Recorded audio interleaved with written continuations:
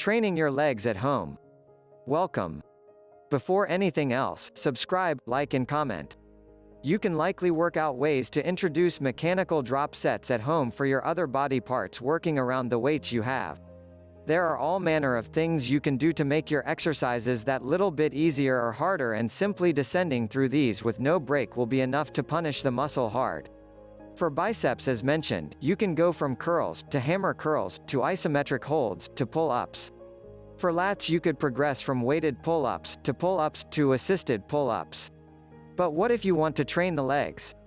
Things get a little more difficult here, so let's take a look at some ways around this challenging aspect of working out from home. Using bodyweight. Using bodyweight, there are a few things you can do to train your legs. You of course have the regular squats, lunges and calf raises. However, these are likely not to be enough on their own to stimulate real growth. In order to do this, you need to make sure you're involving the fast twitch muscle fibers. But your legs carry your body all day, so how do you make this harder? One answer is just to get explosive.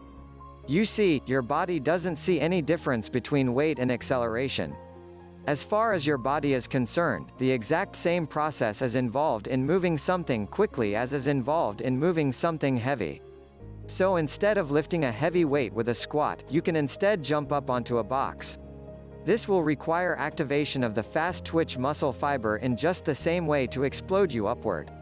If you don't have a box to perform box jumps, then try jumping squats. These simply involve squatting and then adding a short jump at the top of the movement. It's perfect for building a little more power.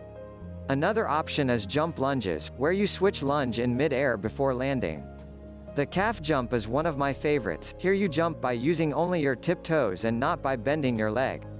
This is also a great practice for building better jump height. Alternatively, you can increase the challenge with bodyweight by increasing the relative force that you are exerting on each leg. The obvious way to do this? Stand on one leg. That way you can perform one-legged squats and calf raises. Weighting up. The easier way to do this though is to simply add weight using dumbbells and kettlebells. This way, you can mimic many of the big compound lifts from the comfort of your home and with no need to invest in a barbell or a squat rack. So one example of this would be to perform dumbbell clean and presses. Simply place a dumbbell by either side of you on the floor. Then squat down to the weights to pick them up, stand up with them, curl them up to your upper chest, shoulder and then press them up over your head. Likewise, you can perform lunges while holding dumbbells in either arm. Or to make it more of a challenging whole body workout, try holding the dumbbells over your head, extended with fully straight arms. Using a kettlebell meanwhile, you can start training in a manner very similar to training with a barbell. A kettlebell is a large round weight with a single handle protruding from the top. You can grab this handle with one or both hands and then pull it or swing it into position. You can also hold the kettlebell by the base with both hands in a bear hug-like manner. This can allow you to perform what is known as the goblet squat, where you squat with the weight resting across your upper chest. This move slightly moves the pressure compared with a regular squat. You're now working the quads slightly more than usual and the hamstrings slightly less than usual. One of the best moves by far for leg training at home though is the kettlebell swing. Here, you grab the kettlebell in both hands and stand with your legs slightly apart and the weight hanging directly down in front of you between them. The object is now to swing the weight behind and through your legs and then up in front of you with straight arms. But you're not going to do this using your arms. Instead, you're going to do it by squatting down and then standing up and thrusting your hips slightly forward. The momentum alone causes the weight to swing up and then you squat back down as the weight comes down from the force of gravity. You don't break the momentum, you simply allow the weight to swing through your legs behind you and then thrust back upwards.